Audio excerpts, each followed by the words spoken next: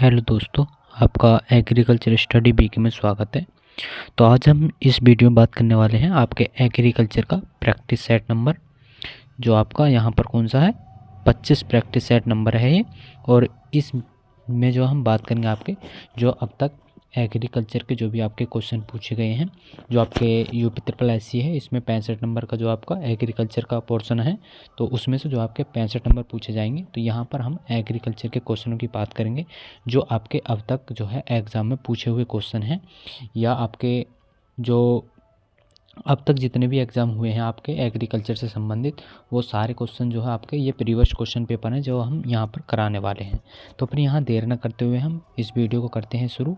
और वीडियो शुरू करने से पहले अगर आपने अभी तक चैनल को सब्सक्राइब नहीं किया है तो चैनल को जरूर सब्सक्राइब कर देंगे, और साथ ही साथ वीडियो को भी लाइक ज़रूर कर देंगे। और हम आपको बता दें कि हमने यहाँ पर इस चैनल पर ही आपको कुछ जो है मैराथन करा दी हैं, वो आपको प्लेलिस्ट मिल जाएगी, आप वहाँ से जाकर उसे देख सकते हैं। तो यहाँ करते हैं हम प्रश्न नंबर 1 की। प्रश्न नंबर 1 से शुरू करते हैं। तो प्रश्न नंबर 1 है आपका कि मिश्रित कृषि का अर्थ है तो फसलों उत्पादन व पशुपालन साथ साथ करना, या विभिन्न ऋतुओं की 2 या अधिक फसलों को उगाना, या एक ऋतु की 2 या 3 फसलें जो हैं साथ उगाना, या उपरोक्त में से कोई नहीं। तो मिश्रित खेत का जो आपका मिश्रित कृषि है जो आपकी एग्रीकल्चर है उसका अर्थ क्या हो जाता है? तो उसका अर्थ हो जाता है आपका जो मतलब फसल उत्पादन के साथ साथ पशुपालन करना जो है आपका जो मिश्रित कृषि हो जाता है। तो ऑप्शन क्या हो जाएगा इसका? पहला जो है आपका आंसर सही हो जाएगा पहले क्वेश्चन का। दूसरे क्वेश्चन की बात करें, दूसरा प्रश्न है कि सूर्य प्रकाश की गुणवत्ता, तीव्रता व अवधि को प्रभावित करती है। जो आपकी सूर्य है, सूर्य की प्रकाश की गुणवत्ता और तीव्रता व अवधि को प्रभावित करते हैं। तो प्रकाश संश्लेषण की अवधि को प्रभावित करते हैं, या बाष्प उत्सर्जन को, या फसल उत्पादन को, या ये सभी को। तो जो आपके सूर्य की प्रकाश की जो गुणवत्ता है वो आपकी तीव्रता जो किसको करती है? तो आपकी प्रकाश संश्लेषण को भी करती है, और बाष्प उत्सर्जन को भी करती है, और फसल उत्पादन को भी करती है। तो यहाँ पर आंसर क्या हो जाता है आपका? डी ऑप्शन यहाँ पर सही हो जाता है दूसरे क्वेश्चन का। बात करते हैं तीसरे प्रश्न की। तीसरा प्रश्न है कि घाघ के अनुसार जो अंबाझार चलें पुरवैया, ये कैसी मौसम का जो है आपका पूर्वानुमान हो जाता है? तो ये किसके अनुसार पूछा गया है यहाँ पर? तो घाघ के अनुसार अंबाझार चलें पुरवैया, ये एक कहावत है। तो ये जो है किसके द्वारा, मतलब किसको ये है मतलब रिप्रेजेंट करती है ये? तो आपकी शुष्क मौसम को, या वर्षा आगमन को, या हिमपात का, या आपका तुषारपात का। तो किसको करता है ये? तो ये करता है आपका जो शुष्क मौसम को जो है क्या करता है ये, जो आपको ये घाघ के अनुसार जो है जो अंबाझार चले पुरवैया, तो इसे जो है मौसम का पूर्वानुमान जो है ये संकेत देता है। ऑप्शन क्या हो जाएगा? ए ऑप्शन यहाँ पर सही हो जाएगा तीसरे क्वेश्चन का। बात करते हैं चौथे प्रश्न की। चौथा प्रश्न आपका कि धान की फसल में जिंक की कमी से होने वाला रोग कौन सा है आपका? तो गेरुई रोग जिसे किट्टू बोला जाता है, कंडवा रोग हो जाता है, या अंगमारी रोग हो जाता है, या खेरा रोग हो जाता है। तो यहाँ बताना है आपको किसका? तो धान की फसल में जो जिंक की कमी से लगने वाला रोग है वो कौन सा हो जाता है? तो आपका कौन सा हो जाएगा? खेरा रोग हो जाएगा, जो धान में जो आपका जिंक की कमी से लगता है। तो ऑप्शन यहाँ पर डी सही है आपका चौथे क्वेश्चन का। पाँचवें की बात करें तो पाँचवें क्वेश्चन है कि बहुत अधिक पोषक जो पोषण क्षमता वाली दलहनों फसल में जो है 40% प्रोटीन और 20% तेल जो है किस में पाई जाती है? तो आपकी चना में, उड़द में, मूंग में, और आपकी सोयाबीन में। तो किस में आपकी 40% प्रोटीन और 20% तेल किस में पाया जाता है? तो आपका यहाँ सोयाबीन में आपका पाया जाता है। तो क्या आंसर हो जाता है यहाँ पर? तो आपका सोयाबीन जो है यहाँ पर सही हो जाएगा। बात करें आपका मूंग में प्रोटीन कितनी पाई जाती है? तो मूंग में जो प्रोटीन पाई जाती है आपकी 25% मूंग में प्रोटीन पाई जाती है, और यहाँ चने की बात करें, चने में आपकी 21% प्रोटीन पाई जाती है, कितनी 21%, और उड़द में भी आपकी कितनी 25% प्रोटीन पाई जाती है। तो यहाँ से इसे याद रखेंगे। ऑप्शन क्या हो जाता है इसका, डी ऑप्शन हो जाता है 5वें क्वेश्चन का। बात करते हैं छठे क्वेश्चन की। छठा क्वेश्चन आपका कि प्रगति निम्न में से किस फसल की उन्नतशील किस्म है। तो प्रगति जो है आपकी किसकी उन्नतशील प्रजाति हो जाएगी, तो फील्ड पी की हो जाएगी, गार्डन पी की, चना की या मूंग की। तो किसकी हो जाती है प्रगति, तो प्रगति हो जाती है आपकी चने की, ये उन्नतशील प्रजाति हो जाती है। ऑप्शन नंबर सी यहाँ पर सही हो जाएगा आपका छठे क्वेश्चन का। सातवें की बात करते हैं। सातवां क्वेश्चन है कि तिलहन फसलों में कौन सी एकमात्र ऐसी फसल है जो ऋतु एवं जो दीप्ति काल से प्रभावित नहीं है और वर्षा के किसी भी माह में उसे बोया जा सकता है। तो आपका सूरजमुखी हो जाएगा, कुसुम हो जाएगा, तिल हो जाएगा या अरंडी हो जाएगा। तो एक बार क्वेश्चन दोबारा पढ़ लेंगे। यहाँ से बताना कौन सी तिलहन वाली फसल बताना है आपको। एकमात्र ऐसी फसल है जो ऋतु एवं जो दीप्ति काल से प्रभावित नहीं है, किससे, ऋतु से भी नहीं है और दीप्ति काल से भी प्रभावित नहीं है, और वर्षा के किसी भी मौसम में इसे उगाया जा सकता है।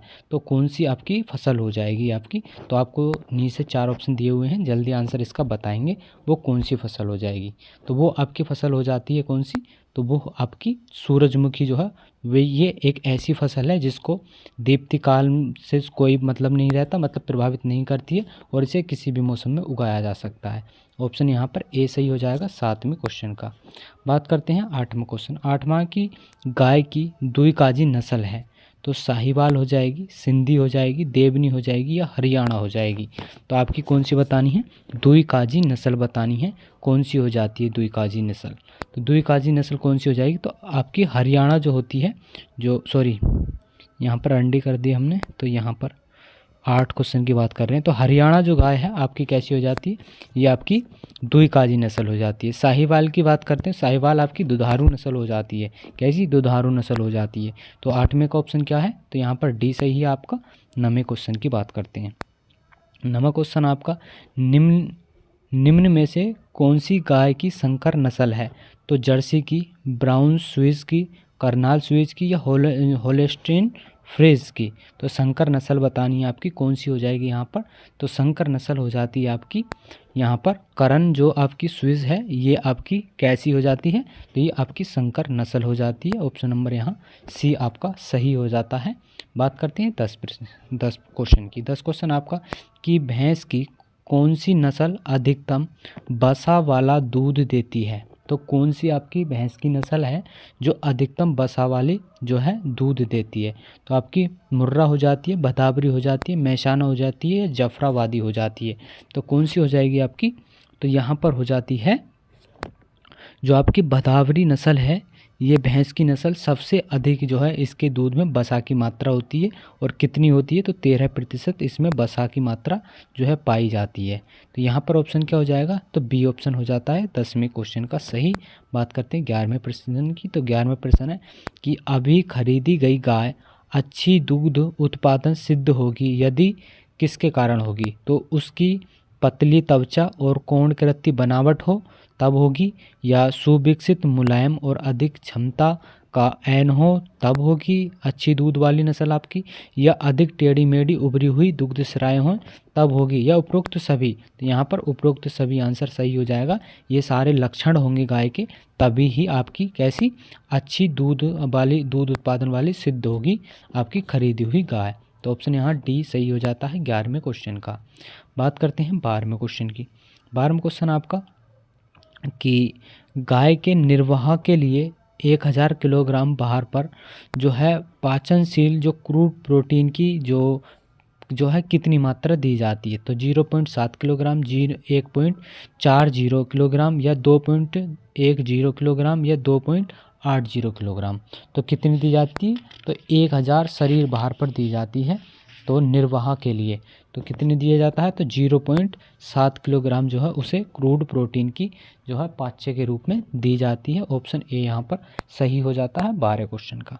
बात करते हैं 13 क्वेश्चन। 13 क्वेश्चन आपका कि दुग्ध ज्वर में गाय का जो तापमान होता है तो आपका सामान्य हो जाता है। जब आपका दुग्ध ज्वर होता है गायों में तो उस समय जो गायों का तापमान है वो कैसा रहता है? तो सामान्य रहता है, या सामान्य से कम हो जाता है, या सामान्य से अधिक हो जाता है, या विषम हो जाता है? तो कैसा हो जाता है? तो सामान्य से आपका कम तापमान हो जाता है दुग्ध ज्वर के समय गाय का तापमान। ऑप्शन क्या है? तो बी आपका सही हो जाता है 13 क्वेश्चन का।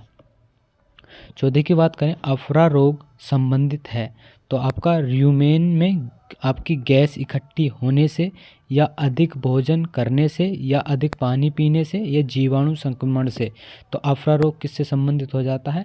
तो अफरा रोग हो जाता है आपका जो र्यूमेन में आपकी गैस इकट्ठी हो जाती है, तो इससे जो आपका अफरा रोग हो जाता है आपके पशु के अंदर। ऑप्शन क्या हो जाएगा? ए ऑप्शन सही हो जाएगा आपका 14 क्वेश्चन का। 15 क्वेश्चन की बात करें, 15 क्वेश्चन आपका कि एक ट्रैक्टर खांच स्तर खंड मृदा का औसत भार होता है वो 1.24 मिली किलोग्राम होता है, या आपका 1.84 मिलियन किलोग्राम होता है, या 2.24 मिलियन किलोग्राम होता है, या 2.84 आपका मिलियन किलोग्राम होता है। तो यहाँ पर पूछा गया है ट्रैक्टर खांच स्तर का जो खंड मृदा का औसत भार होता है तो कितना औसत भार होता है? तो आपका 2.24 मिलियन किलोग्राम आपका भार होता है एक ट्रैक्टर के खांचे स्तर का। तो ऑप्शन क्या हो जाएगा? सी आपका सही हो जाता है 15 क्वेश्चन का। बात करते हैं हम अगला 16 क्वेश्चन की। तो 16 क्वेश्चन आपका कि प्रयोगशाला में मृदा मोनोलिथ द्वारा अध्ययन करते हैं तो मृदा रंग का, मृदा वायु का, मृदा नमी का, या मृदा प्रोफाइल का। तो किसका अध्ययन किया जाता है? तो यहाँ पर आपका मृदा प्रोफाइल का जो है अध्ययन किया जाता है प्रयोगशाला में मोनोलिथ के द्वारा। तो किसके? मोनोलिथ के द्वारा। तो आपका ऑप्शन क्या हो जाता है? डी आपका सही हो जाएगा 16 क्वेश्चन का। 70 की बात करते हैं, अधिकांश भारतीय मृदाओं में कार्बनिक पदार्थ की मात्रा कितनी पाई जाती है? तो 1% से कम, 1 से 2%, या 2 से 5%, या 5% से अधिक। तो आपकी जो अधिकांश भारतीय मृदाएं होती हैं इनमें जो कार्बनिक पदार्थ की मात्रा पाई जाती है तो इनमें पाई जाती है आपकी 1% से कम। कितनी? 1% से कम। वैसे तो आपकी जो मृदाएं होती हैं, जो मृदाओं में कार्बनिक पदार्थ पाया जाता है तो 0.5%, कितना? 0.5% जो है आपका कार्बनिक पदार्थ पाया जाता है मृदा के अंदर। तो ऑप्शन यहाँ पर क्या हो जाता है? ए ऑप्शन सही हो जाता है, क्योंकि यहाँ पर 1% से कम आपके जो मृदाएं, भारतीय मृदाएं होती हैं उनमें कार्बनिक पदार्थ की मात्रा पाई जाती है। आगे बात करते हैं हम 18 क्वेश्चन। 18 क्वेश्चन है कि निम्न में से किस मृदा कोलाइड में अधिकतम दहनायन क्षमता तो 100 से लेकर 300 जो सेंटीमोल किलोग्राम है? तो आपकी केओलिनाइट में है, या इलाइट में है, या मोंटमोलिनोराइट में है, या ह्यूमन्स में है? तो किस में हो जाती है? तो ये आपका ह्यूमन्स में हो जाती है। किस में? ह्यूमन्स में जो है आपका जो मृदा कोलाइड में अधिकतम धनायन क्षमता जो है आपकी होती है। तो ऑप्शन क्या हो जाएगा? डी यहाँ पर सही हो जाता है 18 क्वेश्चन का। 19 क्वेश्चन की बात करें, जो मृदाओं का उभय प्रतिरोध निम्न में से किसके परिवर्तन में जो अवरोध पैदा करता है? तो यहाँ पर पूछा गया है जो मृदाओं का उभय प्रतिरोधक है इनमें से बताना है कि किसके परिवर्तन में जो है अवरोधक पैदा करता है। तो कार्बनिक पदार्थ की मात्राओं में, या अध्ययन में, या पीएच में, या मृदा संरचना में। तो किस पर करता है ये? तो ये आपका किस पर अवरोधक करता है? तो ये करता है पीएच पर। किस पर? पीएच पर करता है। अब यहाँ पर ऑप्शन क्या हो जाता है? तो सी आपका सही हो जाता है 19 क्वेश्चन का। बात करते हैं 20 क्वेश्चन की बात। 20 क्वेश्चन आपका कि नाइट्रोजन का जो अकार्बनिक अवस्था में कार्बनिक अवस्थाओं में परिवर्तन जो है क्या कहलाता है? तो अमोनीकरण कहलाता है, या नाइट्रीकरण कहलाता है, या जाप मिनरलाइजेशन कहलाता है, या इम्बोबिलाइजेशन कहलाता है? तो क्या हो जाता है यहाँ पर 20 क्वेश्चन का आंसर? तो यहाँ पर हो जाता है इम्बोबिलाइजेशन। क्या कहलाता है ये आपका जो नाइट्रोजन का अकार्बनिक अवस्था से किसमें कार्बनिक अवस्था में परिवर्तित होना जो इम्बोबिलाइजेशन जो है कहलाता है। ऑप्शन क्या हो जाता है? तो डी ऑप्शन आपका सही हो जाता है 20 क्वेश्चन का। 21 की बात करें, निम्न में से कौन सी फसल हरी खाद के रूप में 120 से 130 किलोग्राम नत्रजन मतलब नाइट्रोजन प्रति हेक्टेयर जो है भूमि में प्रदान करती है? तो सनई, ढेंचा, लोबिया, या सेंजी। तो कौन सी फसल करती है आपकी, तो ये करती है आपकी जो सनई होती है, ये आपकी हरी खाद के रूप में जो है 120 से 130 किलोग्राम नाइट्रोजन का जो है प्रति हेक्टेयर में भूमि में प्रदान करती है। तो ऑप्शन ए यहाँ पर सही हो जाता है 21 क्वेश्चन का। 22 क्वेश्चन है कि यूरिया उर्वरकों में अधिकतम बायूरेट स्तर की आज्ञा होती है, तो 5%, 4%, 3%, 2%। तो यूरिया उर्वरकों में बताना है अधिकतम जो बायूरेट स्तर है वो कितनी प्रतिशत होता है, तो ये आपका 2% रहता है। कितना, 2%। ऑप्शन क्या हो जाएगा, तो आपका डी ऑप्शन यहाँ पर सही हो जाता है आपका 22 क्वेश्चन का। बात करते हैं 23 क्वेश्चन की। 23 क्वेश्चन आपका कि सुपर फास्फेट में जो फास्फोरस के अतिरिक्त कौन से 2 पोषक तत्व पाए जाते हैं, कैल्शियम और नाइट्रोजन, कैल्शियम और पोटास, कैल्शियम और सल्फर, कैल्शियम और फेरस। तो यहाँ पर बताना है जो सुपर फास्फेट में फास्फोरस की जो अतिरिक्त कौन से 2 पोषक तत्व पाए जाते हैं, तो कौन से 2 पोषक तत्व हो जाते हैं, वो आपके जो कैल्शियम और सल्फेट जो है हो जाते हैं। कौन सा, कैल्शियम और सल्फर हो जाते हैं। तो ऑप्शन यहाँ पर बी सही हो जाएगा। बात करें यहाँ पर जो प्राथमिक पोषक तत्व होते हैं वो कौन से होते हैं, तो NPK, तो ये आपके प्राथमिक पोषक तत्व होते हैं। बात करें द्वितीय पोषक तत्व की, तो कैल्शियम और मैग्नीज और आपका एक हो जाता है सल्फर। तो ये जो है आपके कैसे हैं, तो ये आपके प्राथमिक पोषक तत्व और ये आपके द्वितीय पोषक तत्व हो जाते हैं। तो यहाँ पर जो है ऑप्शन आपका सी आंसर सही हो जाता है। आगे बात करते हैं हम आपका 24 क्वेश्चन, कुफरी ज्योति किस फसल की प्रजाति है, तो आलू की, फूल गोभी की, टमाटर की या आपकी घिया या लौकी की। तो किसकी प्रजाति हो जाती है, या आपकी आलू की प्रजाति होती है कुफरी ज्योति, और इसकी प्रजाति होती है कुफरी बादशाह होती है, कुफरी अलंकार होती है। तो ये आपकी आलू की प्रजाति होती हैं। बात करते हैं आगे प्रश्न नंबर हम 25 क्वेश्चन। 25 है कि जेली मीटर से परीक्षण किया जाता है, ग्लूकोज का, चीनी का, पेक्टिन का या नमी का। तो जेली मीटर से किसकी जो परीक्षण किया जाता है, तो जेली मीटर से जो किया जाता है परीक्षण वो आपका पेक्टिन की मात्रा ज्ञात की जाती है जेलोमीटर के द्वारा। ऑप्शन क्या हो जाता है, सी आपका सही हो जाता है 25 क्वेश्चन का। 26 क्वेश्चन है कि बिंटर बनाना प्रजाति है, सेब की, अमरूद की, केला की या आम की। तो यहाँ पर बिंटर बनाना बताना है किसकी प्रजाति हो जाती है, तो बिंटर बनाना आपकी प्रजाति ये सेब की प्रजाति हो जाती है। कौन सी, बिंटर बनाना। तो ऑप्शन क्या हो जाता है, ए ऑप्शन यहाँ पर सही हो जाएगा 26 क्वेश्चन का। 27 की बात करें, ह्यूमंस का रंग होता है तो आपका सफ़ेद, काला, भूरा, गहरा नीला या हल्का पीला। तो कैसा होता है जो ह्यूमंस होते हैं आपके मृदा के अंदर, इनका रंग जो है किस प्रकार का होता है, तो इनका रंग जो होता है वो आपका काला, भूरा, भूरा जो होता है इनका कलर होता है ह्यूमंसों का। तो ऑप्शन यहाँ पर क्या हो जाता है, तो बी आपका सही हो जाता है यहाँ पर 27 क्वेश्चन का। बात करते हैं 28 क्वेश्चन की। तो 28 क्वेश्चन है आपका कि धान के खरपतवार नियंत्रण के लिए प्रचलित रसायन है। तो जो धान में जो खरपतवार नियंत्रण है उनके लिए प्रचलित रसायन आपका कौन सा हो जाता है, 2,4-D या एट्राजीन या ब्यूटाक्लोरो या आइसोप्रोटेयूरान। तो किसका प्रयोग करते हैं खरपतवार नियंत्रण के लिए, तो खरपतवार नियंत्रण के लिए जो प्रयोग करते हैं वो करते हैं आपका ब्यूटाक्लोरो को जो है प्रयोग करते हैं खरपतवार नियंत्रण के लिए। और गेहूं में किसका करते हैं, तो आइसोप्रोटेयूरान का हम गेहूं की फसल में प्रयोग करते हैं खरपतवार नियंत्रण के लिए। एट्राजीन आपका मक्का में प्रयोग करते हैं, किसमें, मक्का में प्रयोग करते हैं। और 2,4-D भी हम किसमें, चौड़ी पत्ती वाले खरपतवारों को जो है नष्ट करने के लिए गेहूँ में हम इसका प्रयोग करते हैं। तो यहाँ पर ये आपके सारे हो जाते हैं क्लियर। बात करते हैं 29 क्वेश्चन। 29 है कि अरहर का जो मलानी या उटखा रोग जो है किसके द्वारा होता है, तो विषाणुओं के द्वारा, जीवाणुओं के द्वारा, कवक के द्वारा या विषाणुओं के द्वारा।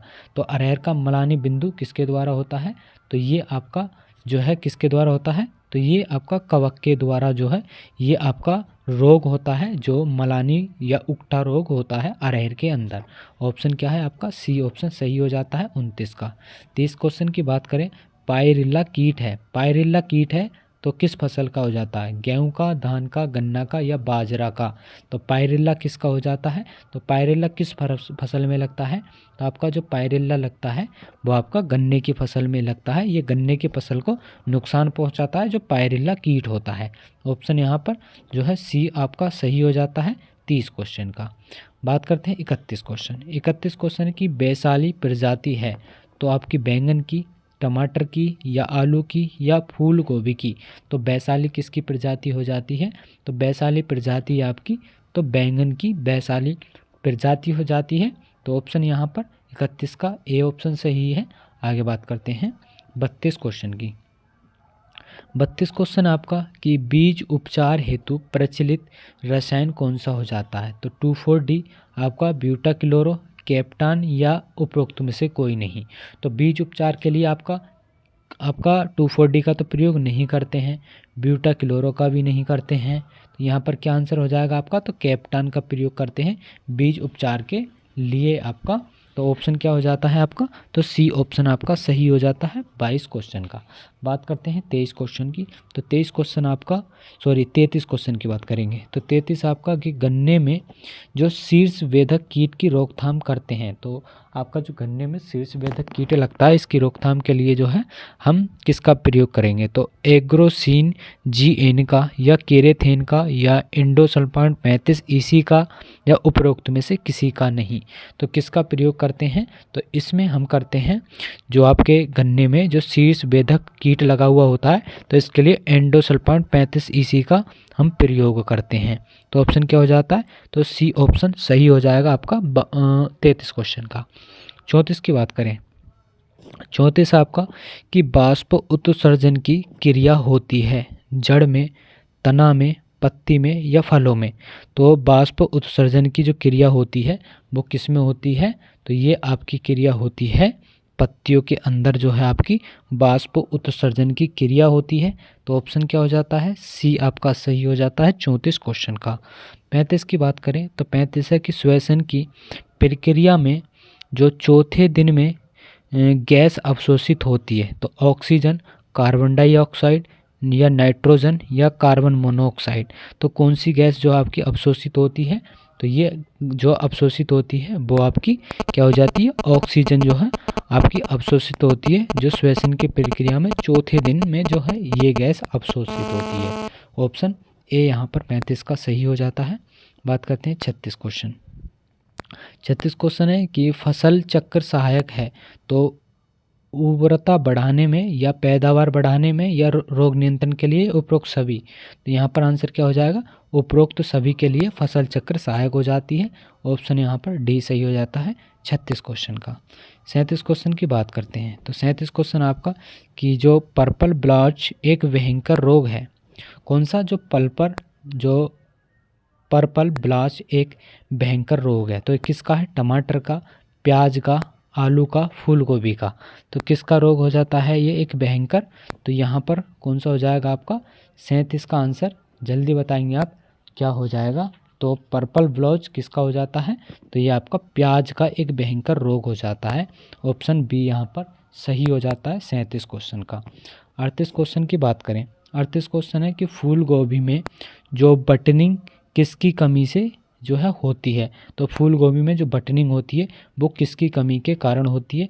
तो पोटेशियम के, नाइट्रोजन के, कैल्शियम के या मैग्नीशियम के?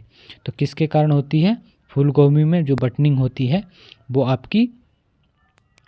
तो यहाँ पर जो है आंसर क्या हो जाएगा? तो नाइट्रोजन हो जाएगा। नाइट्रोजन की कमी से क्या होता है? फूल गोभी में बटनिंग होती है। और मोलिब्डेनम से क्या होता है? वी पटेल की होता है आपका मोलिब्डेनम से। तो यहाँ ऑप्शन क्या हो जाएगा? बी आपका सही हो जाएगा 38 क्वेश्चन का। 39 की बात करें। ग्रामीण विकास हेतु इटावा जो पायलट प्रोजेक्ट का आरंभ हुआ था, तो 1970 में, 1948 में, 1972 में या 1947 में? तो जो आपकी ग्रामीण विकास हेतु इटावा जो पायलट प्रोजेक्ट या प्रोग्राम है, ये कब शुरू किया गया था? तो ये आपका 1948 में शुरू किया गया था। तो ऑप्शन यहाँ पर बी आपका सही है 39 का।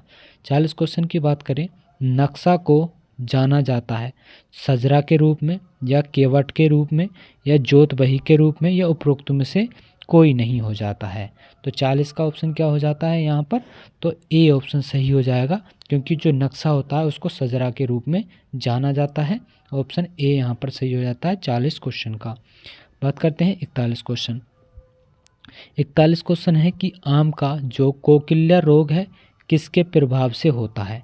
तो आम का कोकिल्या रोग किसके प्रभाव से होता है, तो नाइट्रोजन गैस के प्रभाव से, बोरोन के प्रभाव से, सल्फर के प्रभाव से या मैग्नीशियम के प्रभाव से। तो जो आम में कोकिल्या रोग होता है, ये कोकिल्या रोग जो होता है ये सल्फर के जो है प्रभाव के कारण होता है आपका आम के अंदर। ऑप्शन यहाँ पर सी आपका सही हो जाएगा 41 क्वेश्चन का। 42 की बात करें, क्रूसीफेरी कुल का जो सफ़ेद गेरुई रोग होता है, तो कवक द्वारा, जीवाणु द्वारा, विषाणु द्वारा, सूत्रकृमि द्वारा।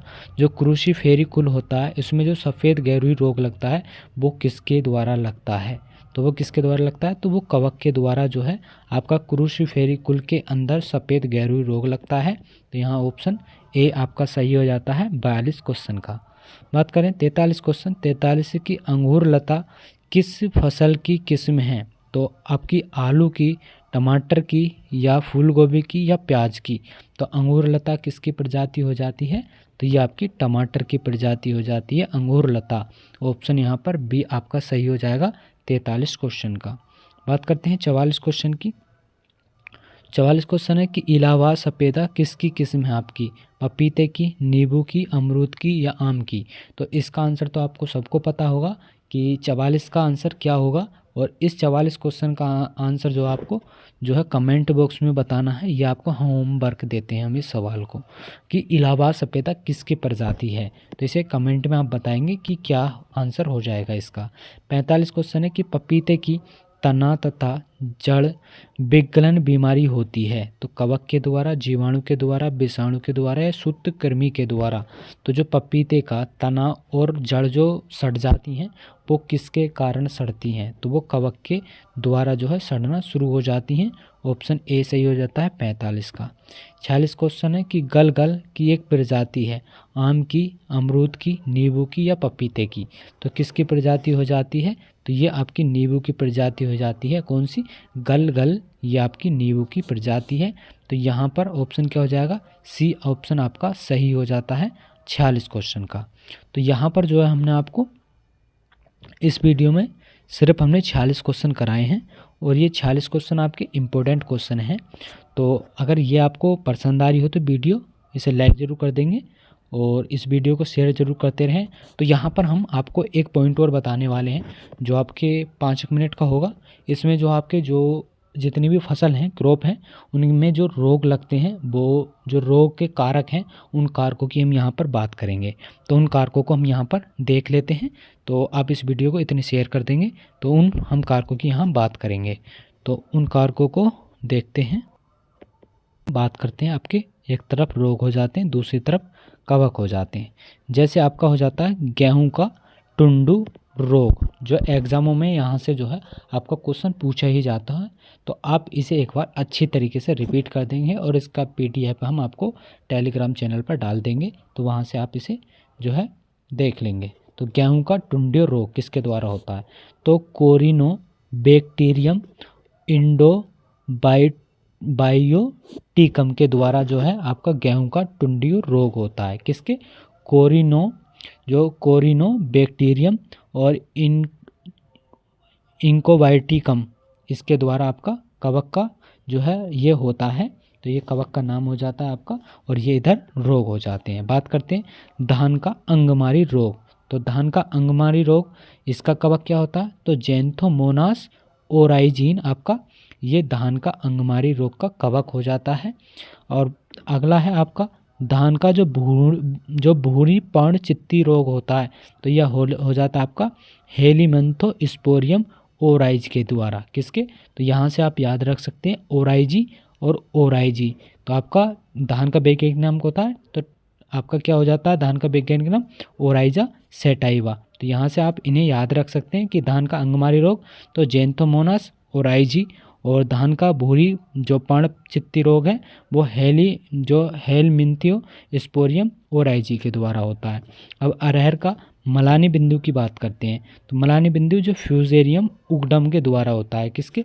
फ्यूजेरियम उगडम के द्वारा अरहर का मलानी बिंदु होता है।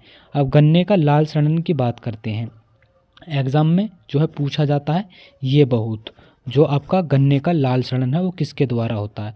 तो किसके द्वारा होता है? तो कोलीटोटा ईकम जो फलकेटम के द्वारा होता है। किसके? कोलीटोटेकम टेटाइकम आपका फलकेटम के द्वारा क्या होता है? जो गन्ने का लाल सड़न रोग होता है। तो इसे भी आप याद रखेंगे। आगे बात करते हैं हम आपका आलू की। तो आलू की बात करें यहाँ पर, तो एक बार हम ऊपर कर लेंगे, एक बार में तो नहीं आने के, तो इन्हें दूसरी बार देख लेंगे। तो यहाँ पर हो जाता आलू का अगेती अंगमारी रोग, मतलब आलू का अगेती झुलसा, तो अल्टरनेरिया सोलेनाई। तो आप इसे याद रखेंगे, जो आलू का अगेती झुलसा रोग है किसके द्वारा होता है? तो अल्टरनेरिया सोलेनाई के द्वारा। आलू का पछेती अंगमारी रोग किसके द्वारा लगता है? तो फाइटोप्थेरा जो इन्फेस्टेस के द्वारा जो आलू का पछेती रोग लगता है। तो इन्हें भी आप याद रखेंगे, क्योंकि यहाँ से एग्ज़ाम में एक नहीं एक क्वेश्चन ज़रूर पूछा जाएगा। तो इसलिए मैं आपसे बार बार बोल रहा हूँ कि इसे अच्छी तरीके से रिवाइज़ कर लेंगे आप। अब अगले बात करते हैं मूंगफली का टिक्का रोग किसके द्वारा होता है? तो मूंगफली का जो टिक्का रोग होता है वो सर्कोस्पोरा पर्सिनेटा के द्वारा होता है। किसके? सर्केनोस्पोरा पर्सिनेटा के द्वारा होता है मूंगफली का टिक्का रोग। बात करते हैं आलू का जो बार्ट्स रोग है वो किसके द्वारा होता है? किस कवक के द्वारा होता है? तो ये जो कवक होता है जो सिनकाइटियम्स जो एंटोबायोटिकम्स के द्वारा होता है। किसका? जो सिनकाइटियम्स होता है और एंडोबायोटिकम्स के द्वारा होता है।